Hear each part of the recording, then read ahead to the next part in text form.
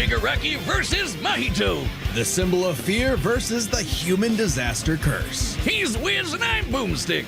And it's our job to analyze their weapons, armor, and skills to find out who would win a death battle.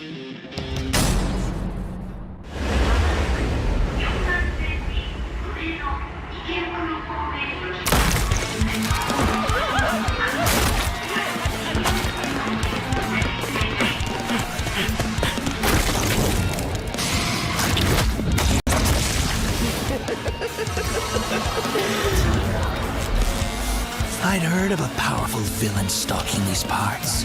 My organization is going to tear this putrid world down around us. We could use a freak of your talents. Little old me. Do I want to be king of the social rejects? How about I bring them your head instead? Fine by me. Let's call this your audition, Sickum.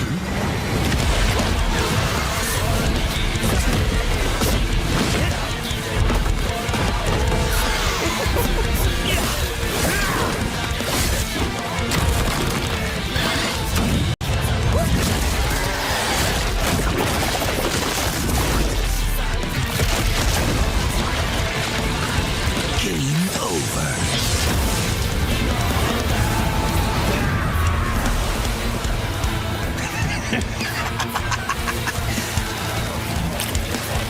Did you actually just say that? God, how lame!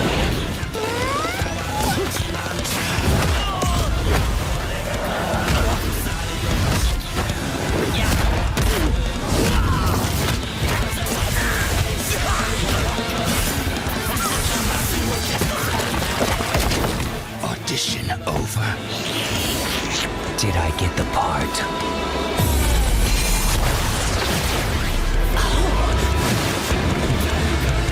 Decay!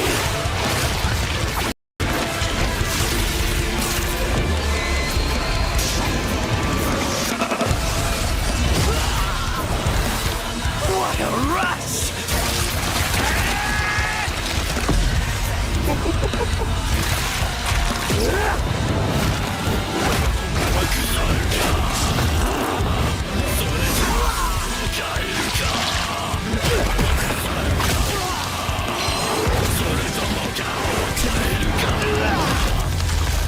That all you got?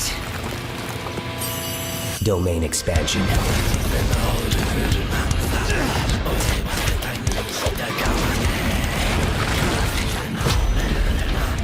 I can read your soul. You're just a scared little boy whose daddy was mean and wants to make it everyone else's problem. Grow up.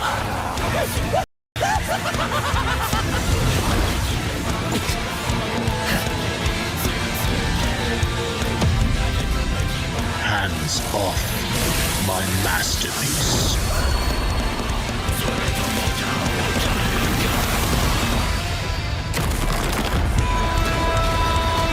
I felt your soul too.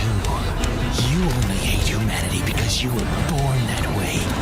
Totally random. I hate them for a reason.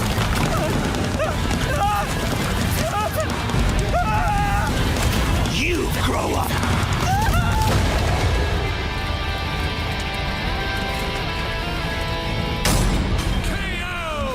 What did I say, Wiz? Like a bitch. With their complex power sets, this match was a puzzle to figure out, which is why we're breaking it down to 3 categories: physical stats, survivability, and their powers. But first, let's address one thing. Could Shigaraki even see Mahito? He's an invisible curse after all. Cursed energy and quirks are notably different, and Shigaraki wouldn't be able to see curses normally. However, even regular humans can spontaneously develop the ability to see curses in life and death scenarios.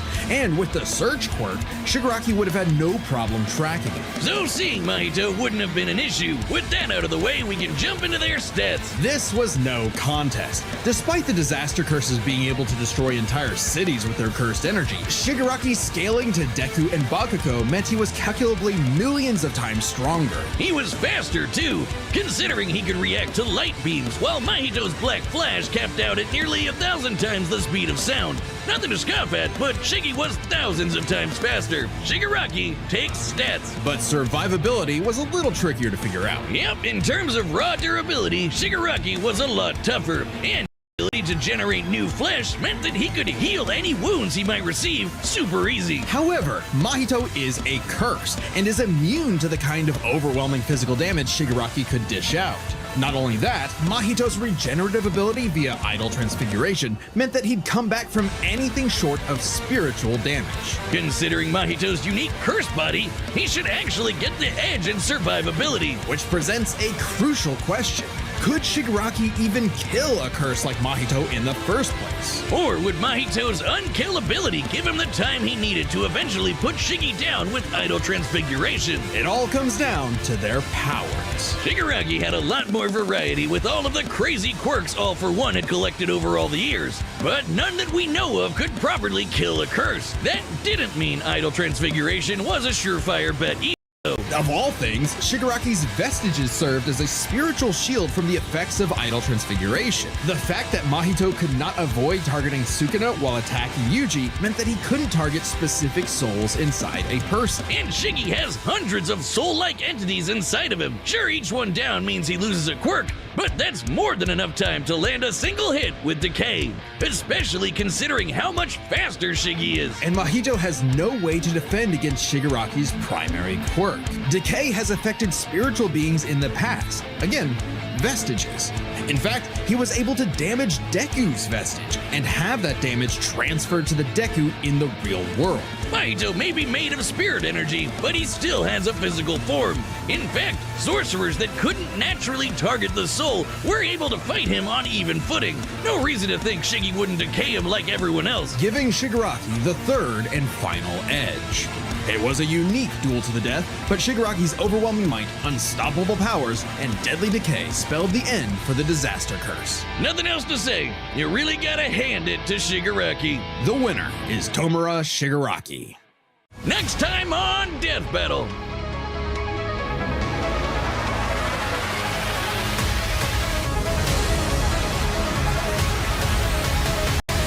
Subscribe and join as a member to see more Death Battle. Thanks for watching.